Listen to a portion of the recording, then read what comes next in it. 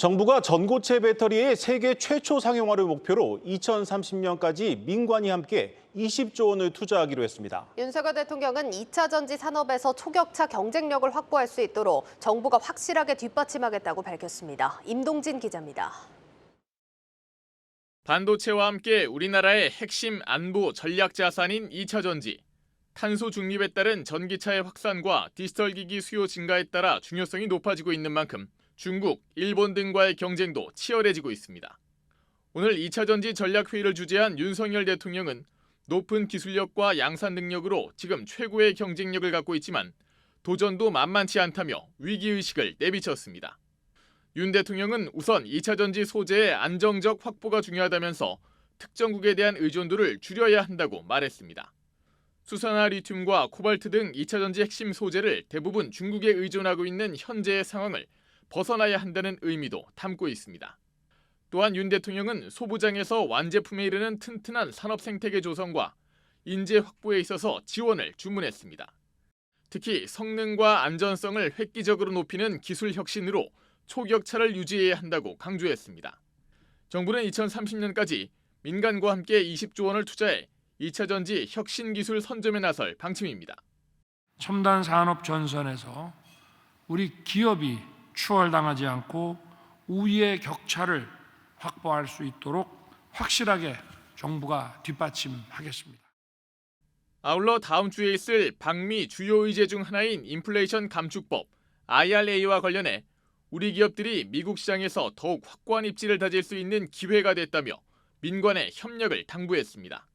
한국경제TV 임동진입니다. 네, 산업부 이지우 기자와 조금 더 자세한 내용 알아보도록 하겠습니다. 이 기자, 민관이 함께 20조 원을 투자하겠다. 구체적으로는 어떤 분야에 투자를 하겠다는 겁니까? 네, 앞으로 차세대 전기차 시장을 지배할 게임 체인저로 불리는 전고체 배터리입니다.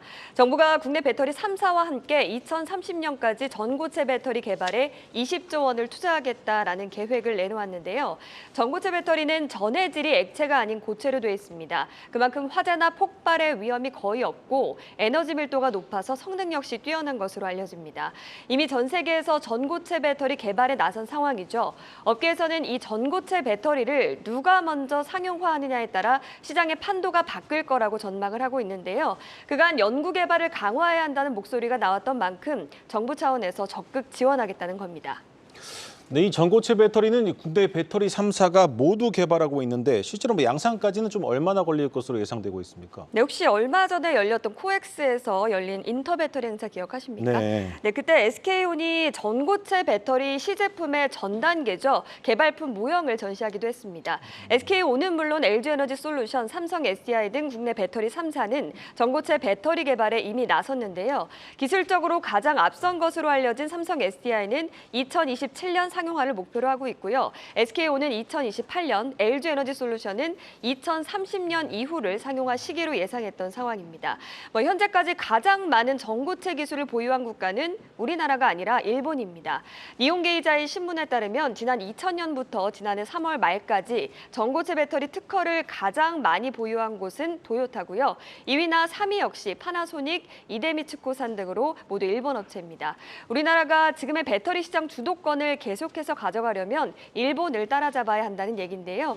정부가 국내 배터리 3사와 함께 2030년까지 전고체 개발에 20조 원을 투자하겠다는 계획을 내놓은 배경이기도 합니다. 예, 그러면 이 20조 원은 일단 세계 최초 상용화를 좀 최대한 앞당기기 위해서 쓰인다고 봐야겠네요. 네, 맞습니다. 이 파일럿 라인은 전고체 배터리 같이 아직은 상용화되지 않은 이런 시제품을 생산하는 개발 라인을 말합니다. 예. 국내 배터리 3사가 이 파일럿 라인을 구축해서 전고체 배터리를 포함한 차세대 배터리를 육성하겠다 이런 얘기인데요. LG에너지솔루션은 올해 상반기 안으로 4680 원통형 배터리 생산 공장을 구축하기로 했고요. SK온은 2024년까지 차세대 배터리 파일럿 라인을, 삼성 SDI는 2023년 하반기까지 전고체 배터리 파일럿 라인을 구축해서 세계 생산 기지의 중심 역할을 하는 마더 팩토리로 키우겠다는 계획을 내놨습니다. 이 별도의 개발 시설을 갖추게 되는 만큼 전고체 배터리의 상용화 시점도 말씀하신 것처럼 예상보다 조금 앞당겨질 이어질 전망입니다. 실제 LG에너지솔루션은 원래 전고체 상용화 시점을 2030년 이후로 잡았었는데 오늘 2026년으로 앞당겨 잡았습니다. 2027년 목표인 삼성 SDI보다 빨라지는 셈이어서 앞으로 전고체 개발에 속도전이 붙을 것으로 예상되는 대목입니다. 오늘 정부 발표 내용에서 LFP 배터리 관련 내용이 좀 눈에 띄었습니다. 이쪽은 좀 우리가 중국에 이어서 좀 뒤늦게 뛰어든 분야인데 뭐 어떤 전략이 나왔습니까? 네, 말씀하신 대로 오늘 회의에서도 LFP 배터리에 대한 투자 계획 나왔습니다. 정부와 배터리 3사가 LFP 배터리 개발에 500억 원 정도를 투자하겠다는 건데요. 잘 아시는 것처럼 국내 배터리 3사의 주력은 NCM 배터리입니다. LFP 배터리는 중국 업체의 주력이었고요. 큰 규모는 아니지만 상대적으로 가격이 저렴해 인기가 높은 LFP 배터리 시장에 진출하겠다는 의지를 밝힌 데 의미가 있다고 볼 수 있습니다. 최근 전기차 대중화로 전기차 가격을 낮추려는 업체가 늘면서 LFP 배터리 수요가 늘었는데요. 시장 조사 업체 SNE 리서치에 따르면 지난해 LFP 배터리를 주력으로 하는 중국 CATL이 세계 배터리 시장 점유율 1위를 기록했습니다. 최근 테슬라는 물론 주요 완성차 업체들이 LFP 배터리를 찾는다는 얘기도 들리고 있죠. 대신 국내 배터리 3사는 가격이 싼 대신 품질이 조금 뒤처졌던 LFP 배터리에 기술력을 조금 더하겠다 이런 각오입니다. 2027년까지 세계 최고의 기술력을 확보해서 다양한 고객사의 수요에 대응하겠다는 얘기입니다. 예. 그리고 최근 2차 전지 소재 기업들이 또 크게 성장하면서 주목을 받고 있는데 이들에 대한 투자나 지원책은 없었습니까? 네, 맞습니다. 국내 배터리 3사의 해외 진출이 활발해질수록 배터리에 들어가는 소재를 공급하는 소재사나 또 부품사의 경쟁력도 필수적일 텐데요. 이날 회의에서 롯데케미칼, LG화학, 고려아연, LNF 등도 자리한 만큼 지원책 나왔습니다.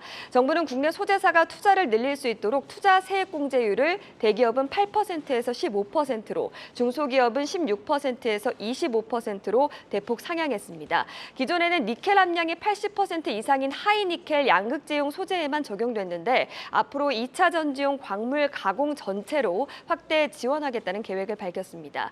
또 장비 기술을 육성하기 위해서는 5천억 원 규모의 정책 펀드를 집중 지원한다는 방침도 내놨는데요. 정부는 이러한 지원책으로 향후 5년 내에 양극재 생산 용량은 지금의 4배, 장비 수출은 3배 이상으로 증가할 것으로 예상하고 있습니다. 네, 잘 들었습니다. 산업부 이지효 기자였습니다.